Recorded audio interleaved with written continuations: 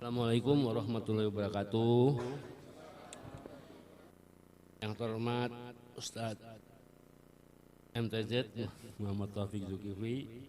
Beliau ini paling sering ke Kota Tua, anggota DPRD, makanya saya jadi demen gitu ya. Pokoknya kalau udah Ustadz MTZ yang undang kita siap deh, karena beliau sangat antusias ya. Kayaknya nggak ada anggota DPRD lain yang suka terjun ya. Ya, juga yang terhormat Pak Haji Madali, insya Allah dimudahkan jalannya. Lagi masuk dapil 8 ya, saya di Bukit Duri Jakarta Selatan lah. Pak Jawahir ya, bapak-bapak ibu, para pengurus, ibu-ibu, teman dari pelestari tradisi ya. Aja ya, jadi saya cuma menyampaikan sedikit saja ya, karena ini memang momentumnya menyambut ulang tahun Hari Jakarta. Jadi yang ingin saya sampaikan bahwa pemerintah sudah menetapkan Kota Tua itu sebagai kawasan cagar budaya dan wisata sejarah. Artinya apa? Kota Tua dulu yang namanya Batavia, ya Ustadz, tahun 1619.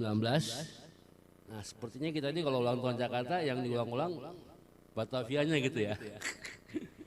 Padahal waktu siapa gubernur kita, Pak Sudiro, kenapa dia menugaskan Pak Sukamto waktu itu tahun 53, beliau sebagai kepala arsip negara tuh Pak Sukamto.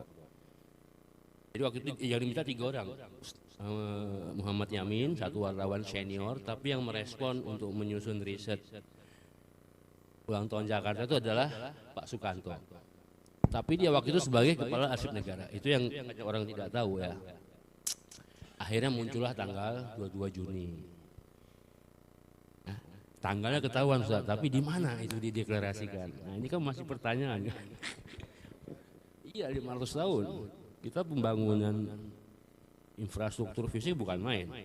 Tapi untuk menentukan di mana itu dideklarasikan, masih PR besar kita. Mudah-mudahan menjelang 500 tahun itu selesai. Mau apa istimewa para ulama apa maksudnya apa bentuk istimewa ya, maksudnya kesepakatan lah. Yang penting kita sebagai bangsa ibu kota tahu bahwa Jakarta itu dideklarasikan cuma 2 aja sih, kalau nggak di Marunda ya di Kota Tua, hanya ada 2 pilihan ya. Saya rasa itu tuh PR kita. Karena nanti Kota Tua itu saat itu pertarungan narasi gitu loh. Kita bawa anak-anak kecil ke sana, anak sekolah, SD, SMP, luar kota. Masa kita jelaskan cuma sejarah Batavia, ya, sejarah Belanda. Nanti JP Kun bisa dianggap pahlawan Jakarta gitu ya. Itu yang kita perjuangkan. Maksudnya waktu apa ya, di Kota Tua kan ada kastil Batavia. Ada perang pakai tembakan meriam. Nah, lawannya itu di mana gitu? Lawan itu siapa? Keraton Jayakarta. Dan ini kan diangkat tahun 1919 ya, oleh pemerintah kolonial, karena waktu itu menyambut 300 tahun. Jadi mereka itu kan 30 Mei ulang tahunnya Batavia itu. Jadi waktu mereka 3 abad, mereka baru perlu musuh gitu loh. Selama ini biasanya kalau apa para kolonial itu ada 3 teori, teorinya Juri Linai. Pertama, hancurkan bukti sejarahnya, hancurkan. Terus satu lagi kaburkan ya. Pertama kaburkan sejarahnya, hancurkan bukti-buktinya. Yang ketiga putuskan hubungan dengan para pendahulu. Gak ada jejak. Ya makanya dulu kalau banyak orang dulu para keturunan Jakarta atau pejuang itu rahasia kuburannya.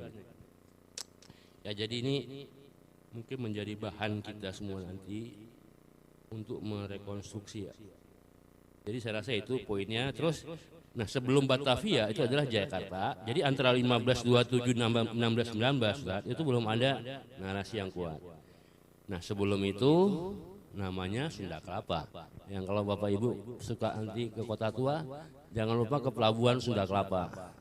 Itu masih ada kapal kayunya, pelabuhan 4 zaman ya. Terus best view laut yang terbaik itu di Batavia Marina. Ibu ya. Jadi kita naik lantai 5, nanti bisa lihat Teluk Jakarta, lihat kampung Keramat Luar Batang yang kemarin baru selesai Ustaz. Ini apa, gerbangnya itu dikembalikan ke tahun 1916, bagus sekali. Ya, jadi itu adalah destinasi wisata, ya wisata pesisir juga kalau keren ini. Nah saya rasa itu ya. Jadi kalau harap singkat kata, kota tua sekarang yang pusatnya di Taman Fathahillah ya, dulu disebut apa, Status Plain, atau orang lebih senang Museum Sejarah Jakarta disebut Museum Fathahillah. Nah juga yang perlu kita usulkan nih Ustaz, Padrau ya, ada prasasti namanya Prasasti Padrau, itu tanggal 22 Agustus 1522. Itu di lokasinya Jalan Cengkeh, ditemukan kembali tahun 1918. Oleh waktu itu ada pekerjaan konstruksi, ketemulah Padrau, itulah peninggalan Portugis. Ya, iya, nggak panjang, apa nggak tinggi, cuma hampir 1 meter. Nah itu disimpan di Museum Nasional aslinya, replikanya di Museum Sejarah Jakarta. Nah kalau perlu replikanya itu dibangun kembali di pertigaan Jalan Cengkeh, Nelayan Timur. Lalu diketemukan di situ. Disitulah rencananya waktu Raja Sunda Kelapa dengan perwakilan Portugis ingin memancang Padrau itu untuk menjadi benteng, tapi nggak kesampaian. Pasukan Fathahillah sudah merapat dari Demak, dari Cirebon, dan menguasai. Nah ini juga banyak versi. Kalau versi umum kan terjadi perang ya, berdarah-darah ya. Tapi kalau versi yang lain itu tidak, karena Fathahillah itu kan ada 3 versi ya. Versi Babat Banten sama dengan Gunung Jati. Terus versi Cirebon berbeda. Nah ini lagi versi baru, belum diungkap ya. Ternyata beliau anaknya sudah Raja Sunda Kelapa kelima. Ya, selama ini kita anggap Sunda Kelapa dengan Jayakarta ini berdarah-darah gitu ya. Padahal itu cuma pengalihan kekuasaan. Ya, jadi enggak, karena Sunda Kelapa itu yang ketiga keempat sudah Islam. Mereka sudah Islam. Nah di situ ada 3 versi yang menarik Ustaz. Kalau sejarah kan tergantung rujukannya. Jawa ini. Tergantung pemenang itu Napoleon ya. Tapi ini maksudnya kita sejarah itu kan perlu ditafsir ulang ya. Faktanya mungkin sama, tapi kalau versi Eropa sentrisme Barat, kita pasti dianggap orang tidak beradab, orang yang lemah ya kan, nggak punya local hero, pahlawan lokal dianggap penjahat gitu kan, zaman dulu kan gitu ya. Padahal penjahat-penjahat yang dianggap mereka itu sebenarnya para pejuang kita. Nah ini maksud saya, yang penting itu pertarungan narasi. Makanya kita pengen dari keluarga Jakarta bersatu gitu ya, buatlah buku tentang Jakarta di Kota Tua. Itu harapan kita, mohon didukung Ustaz.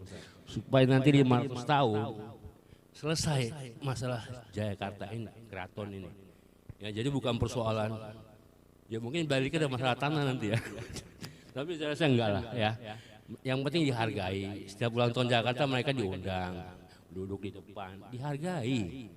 Ya, jangan sampai kita nggak menghargai bukan merekanya tapi keturunannya. Jadi saya rasa itu ya. Jadi kita harus menghargai para pendiri, para pejuang Jakarta. Ya, kalau kita melupakan mereka, kita nggak punya pegangan. Saya rasa itu ini ke bawah. Ya Allah ya Rasulullah ya. Jadi saya rasa itu aja. Di Jakarta Timur juga ada keluarga Jakarta. Ayo bersatu. 500 tahun itu 3-4 tahun lagi kita sepakati supaya Jakarta menjadi tuan rumah. Pada saat Keraton Nusantara diundang, wakil Jakarta ada. Ya itu di Caruban, kitab Caruban Purwakanagara itu ada perwakilan Keraton Jakarta. Kenapa sekarang masih ditutup, dipinggirkan? Ya nggak boleh begitu. Ya saya rasa kita bukan kelanjutan dari penjajah, kita bukan kelanjutan dari kolonial. Kita bangsa merdeka, kita apalagi Betawi ini masyarakat yang religius, ya. Mereka bisa hancurkan satu masjid Keraton Jakarta tanggal 30 Mei. Satu masjid. 496 tahun kemudian. Kalau saya kemarin baca Jakarta dalam angka, itu kalau nggak salah 16.000, 30 ribu lebih masjid dan musola atau masjid saja saat ini di Jakarta. Dan paling banyak Jakarta Barat ada 11.000. Ya, jadi apa artinya? Mereka bisa hancurkan, apa? Mereka bisa bakar masjid kita, mereka bisa ungsikan atau usir penduduk pribumi Jakarta, tapi mereka nggak bisa merubah keyakinan kita. Ya, dan kita menjadi merdeka tanggal 17 Agustus 1945. Saya rasa itu aja, ya mungkin nanti diskusi aja. Lebih kurangnya mohon maaf. Wassalamualaikum warahmatullahi wabarakatuh. Allah wabarakatuh.